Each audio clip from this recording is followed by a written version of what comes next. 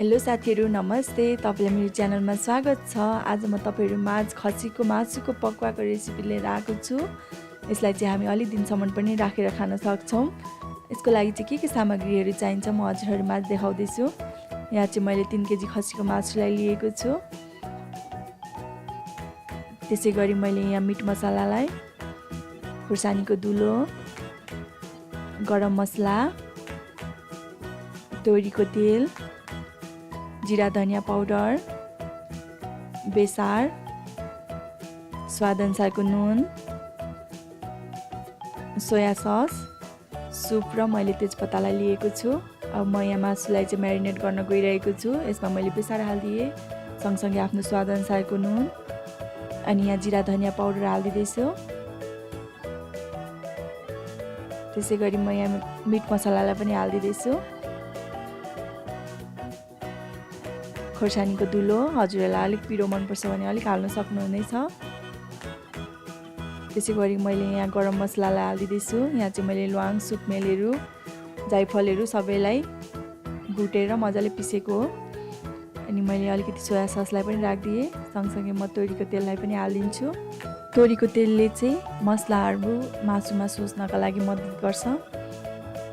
मैले अब यसलाई म मजाले मिक्स गर्दिन्छु ताकि मसलाहरु मजाले मासुसँग गुलोस्, मिक्स होस् हैन। मैले चाहिँ यहाँ मजाले मिक्स गर्दिदैछु।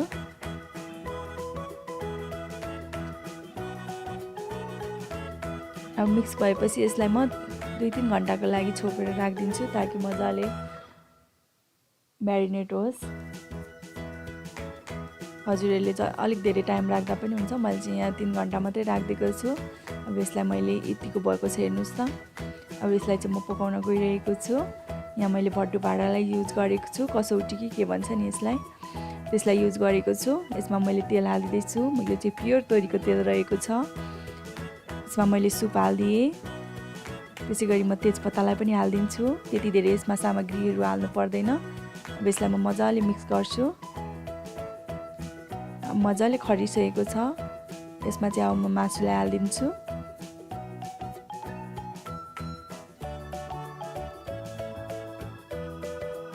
बिस्तारै बिस्तारै म सबै मासुहरुलाई हाल्दिन्छु।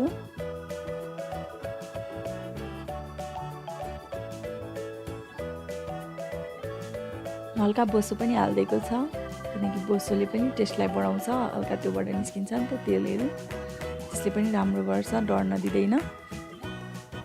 अब मैले सबै मासुहरुलाई हालेर छोपिदिसकेको छु। अब यहाँ चाहिँ मैले 25-30 मिनेट पछि निकाल्दाखेरि यो चाहिँ यतिको भएको छ। अब यसलाई म एकचोटी मजाले चलाइदिन्छु।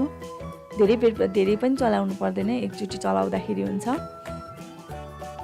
तलको मासु त पाकि नै सकेको छ, हल्का माथिको पाकेको छैन।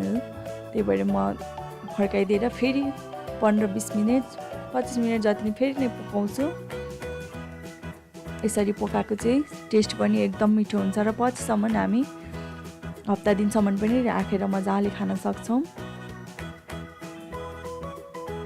र यसरी पकाउँदाखेरि चाहिँ मासु जति हामीले पकाएको छौं त्यसको आधी मात्रै हुन्छ। त्यो सुकेर मासुहरु सुकेर हैन मजाले पाकेर खादा पनि चरम एकदम स्वादै एकदम मिठो भएर आउँछ। अब यो चाहिँ मासु यतिको भइसकेको छ। मैले अर्कोचोटी हेर्दाखेरि यो चाहिँ अब पाकिसकेको छ। एकदम मिठो बनिया छ साथीहरु। हजुरहरु पनि ट्राई गरेर खानुस्, कस्तो लाग्छ कमेन्टमा भन्नुस्। भिडियो अन्तिमसम्म हेरेर साथ दिनुभएकोमा धेरै धेरै धन्यवाद।